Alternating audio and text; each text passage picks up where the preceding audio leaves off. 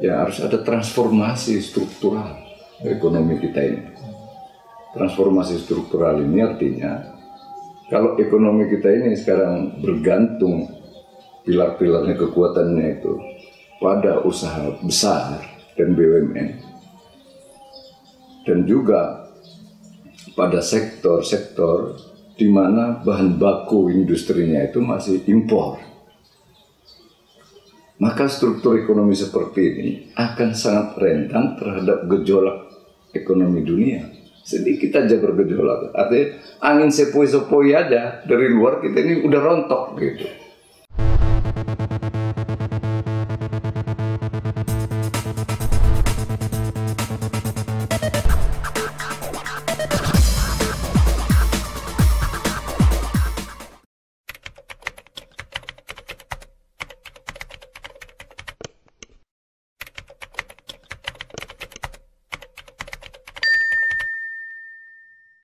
Ya, saya melihat bangsa ini sudah banyak kemajuan ya. Walaupun kita melihat ada COVID-19 ini, karena itu biasanya dalam statistik ini seperti outlier ini, jadi semua negara kena pula ya, sehingga kemajuan yang dialami Indonesia ini sebenarnya tetap secara relatif terhadap negara lain tidak begitu berubah kemajuannya. Nah, tentu nomor satu ukurannya kan income per kapita kita itu sudah cukup tinggi, masuk kita ini ke menengah atas, kelompok negara berpendapatan menengah atas. Ya, sekitar 4 ribuan dolar per kapita. Memang dibandingkan Singapura ya, jauh sekali kita di bawah ya. Malaysia masih lebih tinggi, Thailand, apalagi Korea, Jepang sudahlah ya. Tapi volume ekonomi kita itu kita masuk di dalam kelompok negara 20 terbesar di dunia. Bahkan kalau menggunakan purchasing power parity, PDB kita itu sebenarnya kita sudah masuk urutan ke-7 terbesar dunia ya, berdasarkan purchasing power parity PDB-nya itu, sehingga kita itu masuk 7 besar dunia.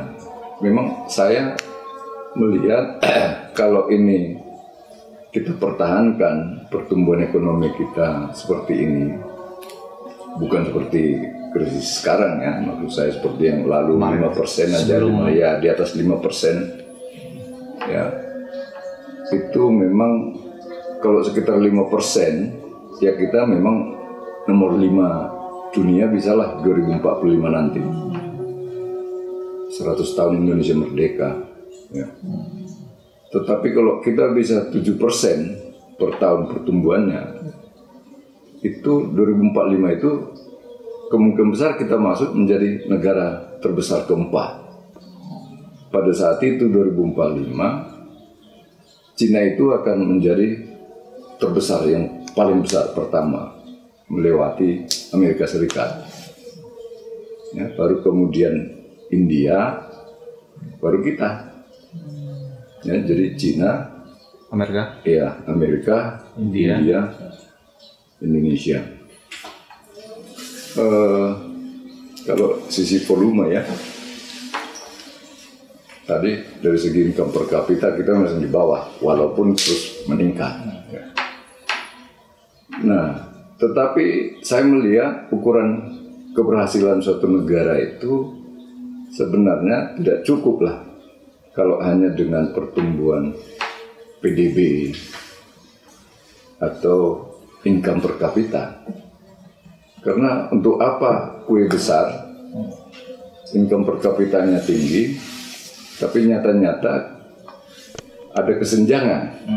Yang menikmati kue besar itu justru orang sekelompok kecil masyarakat. Itu yang disebut dengan kesenjangan atau bahasa sehari-hari tidak adil, ketidakadilan ya.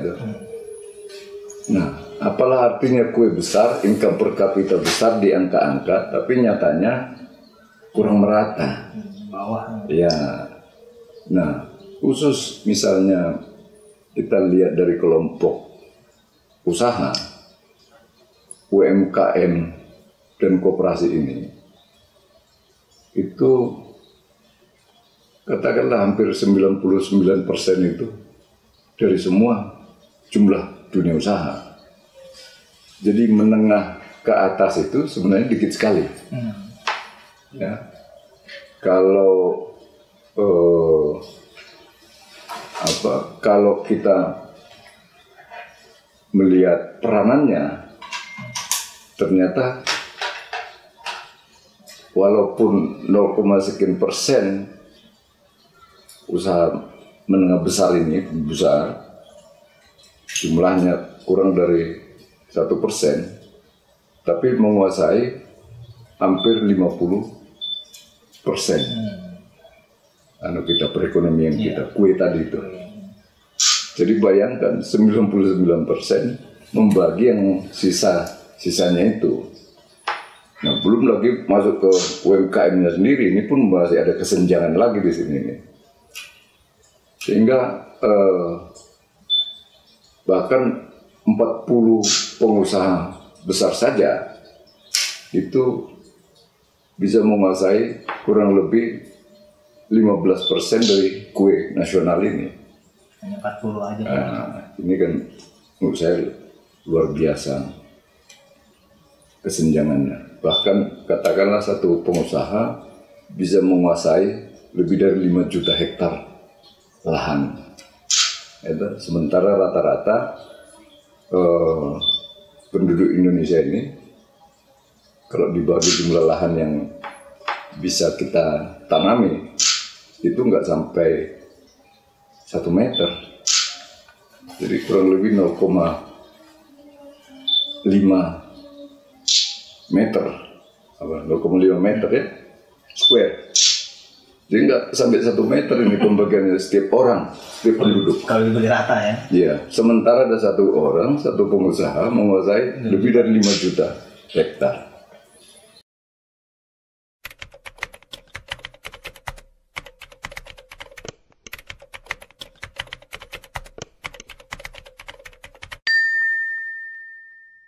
Jadi memang masalah kita yang utama itu adalah kesenjangan, ketidakmerataan, ya, ketidakadilan.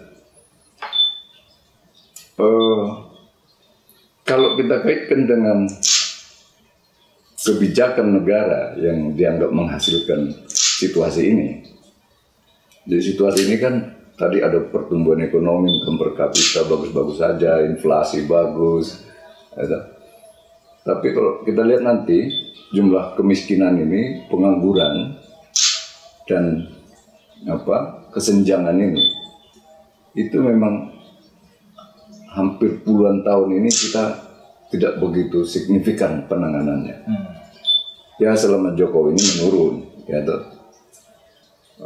ada perbaikan, tapi lagi-lagi tidak begitu substantif dalam mengikis kemiskinan ini. Ya kerja kerasnya kita lihat, ya tapi menyelesaikan ini tidak bisa hanya menambal sulam apa yang ada ini. Maka saya sampaikan, ya, dan dengan beberapa tulisan saya, termasuk terakhir saya viralkan itu, ya harus ada transformasi struktural ekonomi kita ini.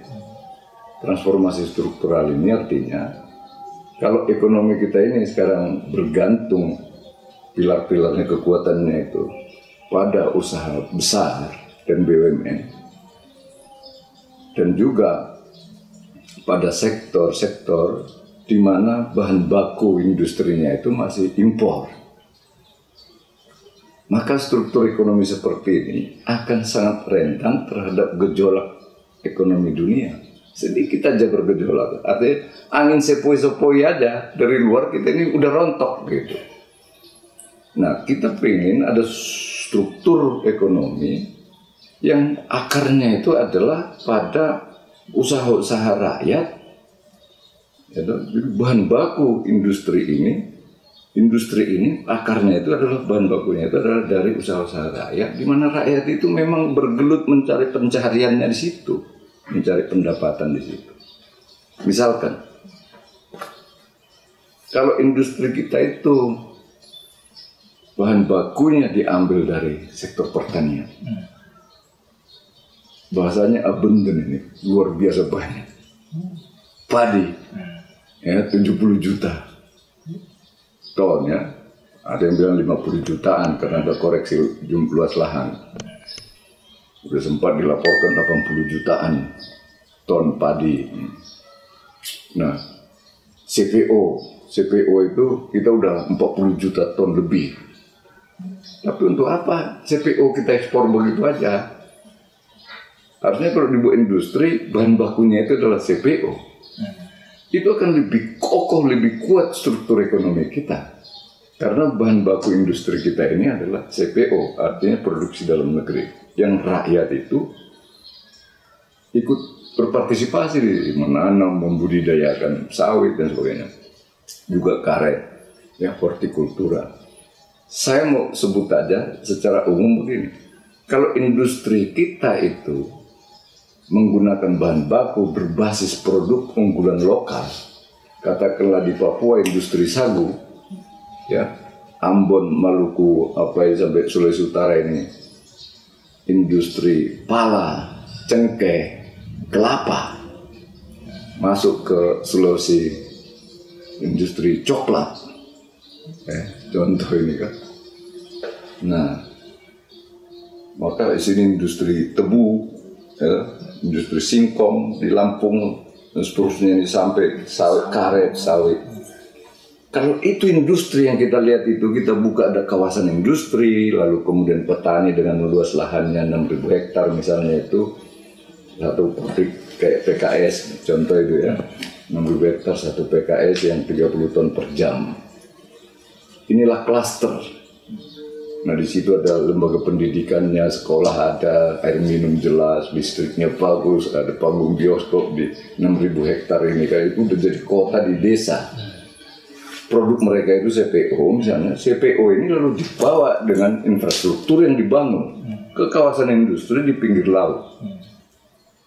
Kawasan industri ini katakan 2.000-3.000 hektar. Di sini semua industri-industri yang bahan bakunya itu adalah CPO. Jadi dari manapun di Indonesia CPO dibawa ke sini ya. Itu rencana kita tadinya itu di Semangke, di Sumatera Utara. Saya tadi berpikir kalau industri berbahan karet itu di Sumatera Selatan. Karena karet banyak sih contoh ini kan. Jadi akhirnya UMKM ini pun, usaha-usaha rakyat ini pun akan berkembang. Karena jelas si pembelinya. Dan yang kita jual ke ekspor pun itu adalah yang bernilai tambah, produk-produk berkualitas. Nah itu akan kita bisa tumbuh lebih dari 7% per tahun dan struktur ekonomi kita itu kuat. Karena kita bersama-sama bergotong royong di situ, mulai dari hulu sampai hilir gitu.